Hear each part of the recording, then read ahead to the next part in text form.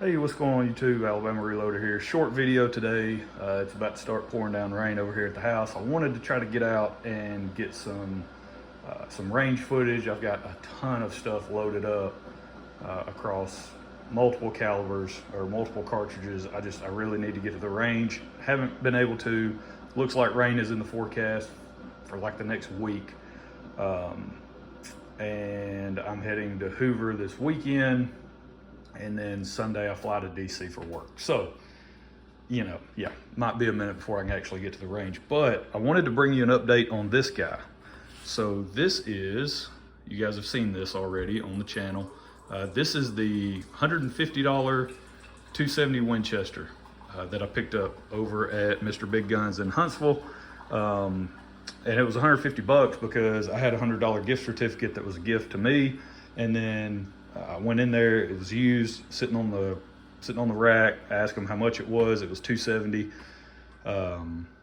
It came with a scope and different rings and all this other stuff. We'll get to that in a second. But talking to them, kind of going back and forth, doing a little haggling there, negotiating, whatever. Got them to 250 out the door is what they agreed to. So the 270 was before tax, and then you add tax on top of that. So I got them 250 out the door, including tax, and so then I threw the gift certificate with it. 150 bucks later, I walk out with a Savage Model 110 chambered in 270 Winchester. So we went out. I actually shot some groups with this rifle maybe a couple of weeks ago, and didn't really feel like I was doing the ammo justice, right? I was loading up some Hammer Hunter bullets and some Barnes. And so that stuff's not cheap, right? That's some pretty expensive ammunition that I just loaded up. And I shot a couple of decent groups, but the trigger on this thing is god awful. And I didn't feel like I was doing it justice. The scope on there, terrible. So here is kind of an update and a path forward on what all we got going on. I did go out and purchase a Timney replacement trigger for this guy. This will work in your Savage 110s.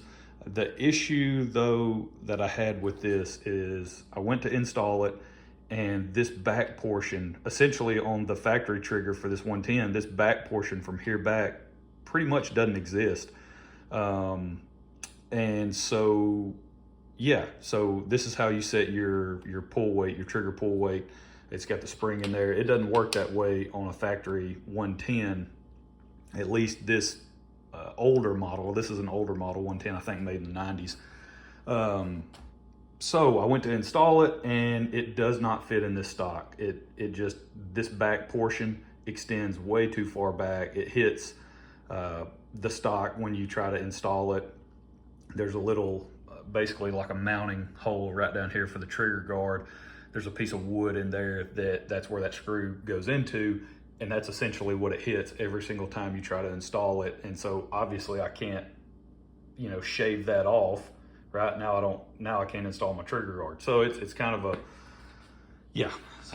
a not good situation there with the replacement. So it's not a drop in for this particular setup.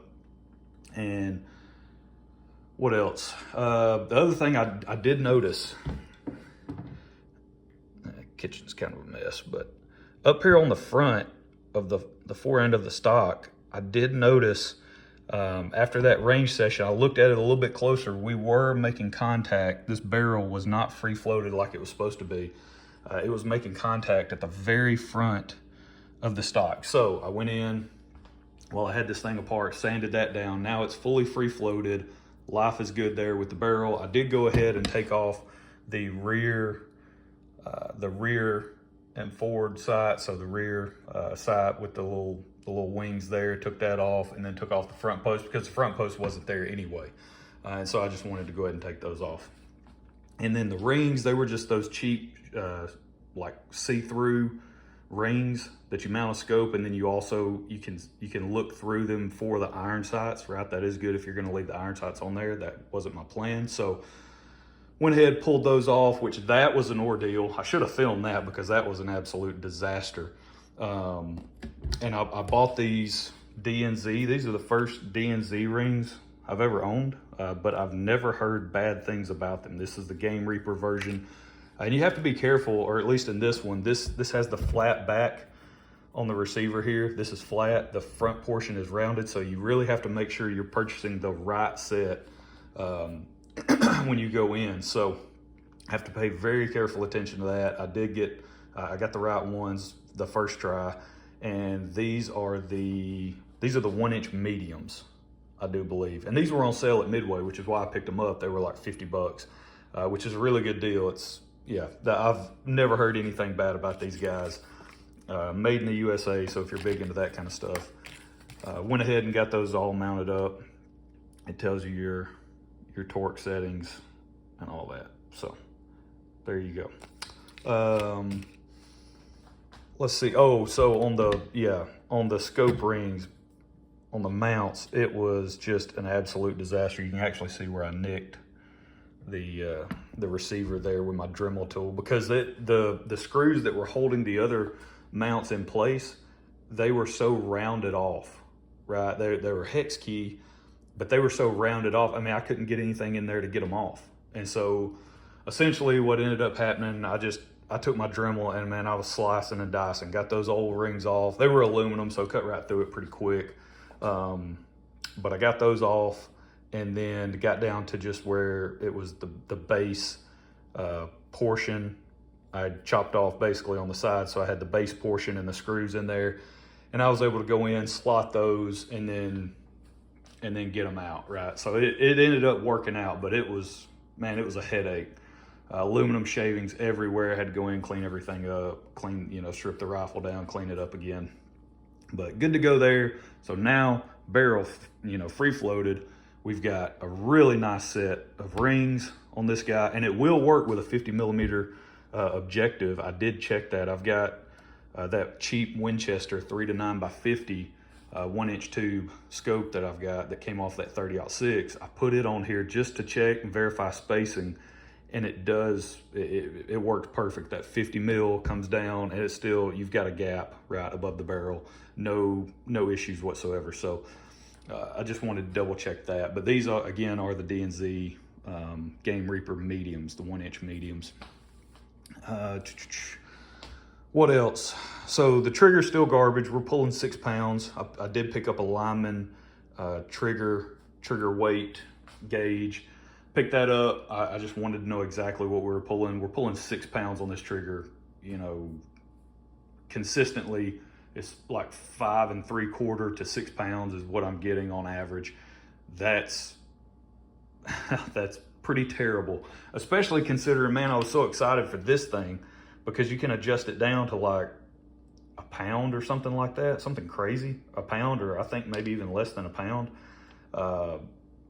So yeah, I was just really pumped, and I had this thing in there and I was making the adjustments, and just with the action itself, the barreled action, I was like, man, this thing is sweet. I was testing it out, and then I go to install it and it just doesn't happen. So that's it. That's the update. That's where we stand right now with the 270 project. I need to get a scope for it.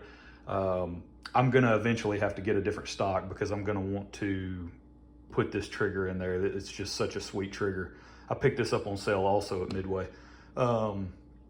So if you guys have any recommendations, I don't necessarily want to go with a Boyd's. I'm not opposed to it. It's just, I don't want to have to go through the process of bedding and all of that additional stuff that you have to do to a Boyd's. You don't necessarily have to do it, but for the most part, that's what you see quite a bit, right? People get a Boyd stock and then they go and bed it and do all the additional things with it. I don't really want to do that.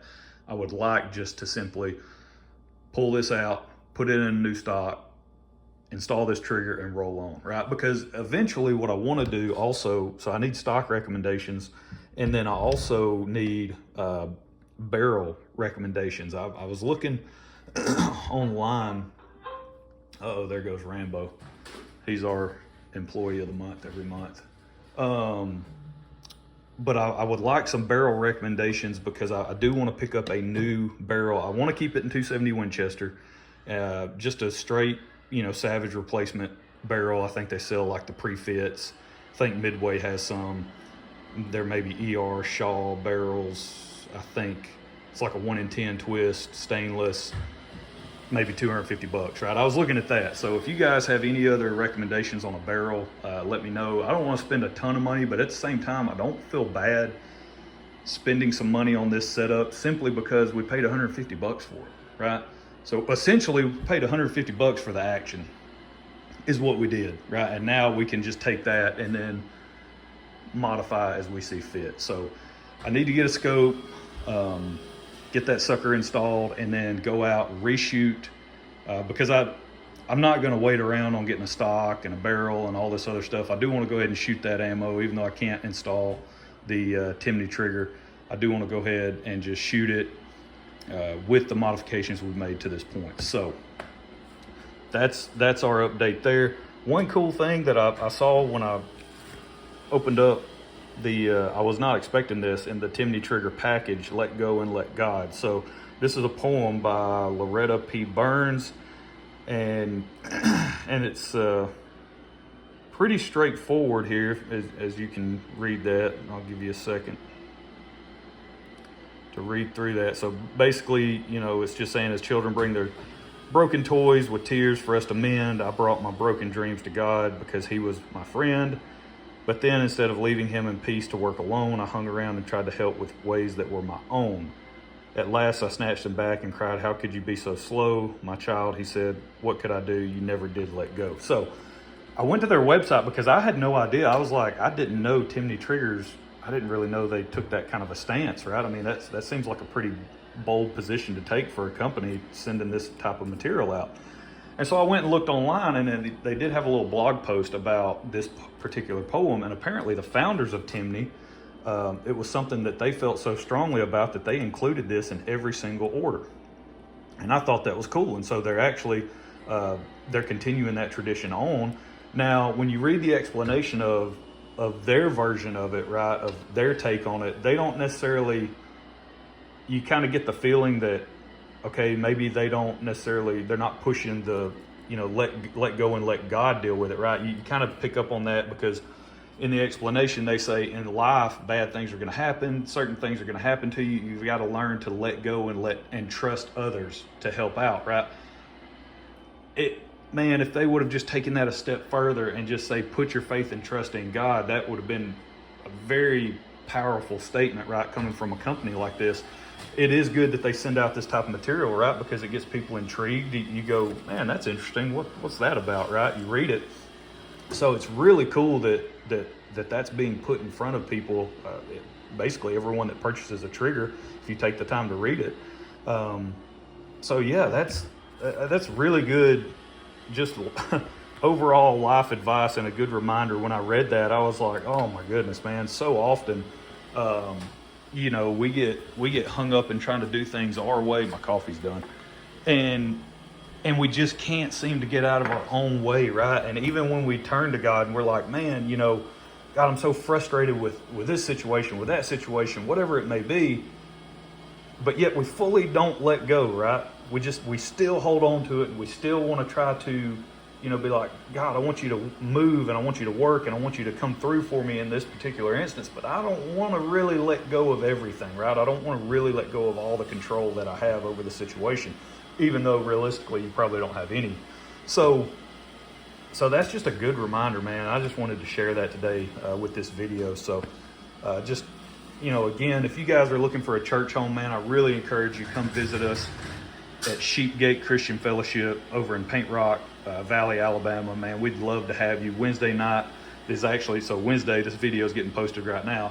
This evening, we're going to eat dinner at 6 p.m. and then we have the services at 7. That's every Wednesday evening. And then Sundays, Sunday school starts up at 10, and then we do the main service at 11. So man, y'all come hang out with us.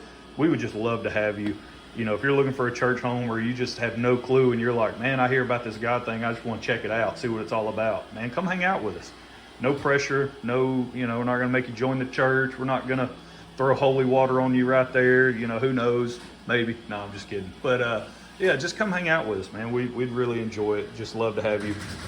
Love to have you come visit and fellowship. So that's it. Like I said, short video, but it ended up being 15 minutes because I started rambling. So we'll catch you guys next time. Y'all have a good one.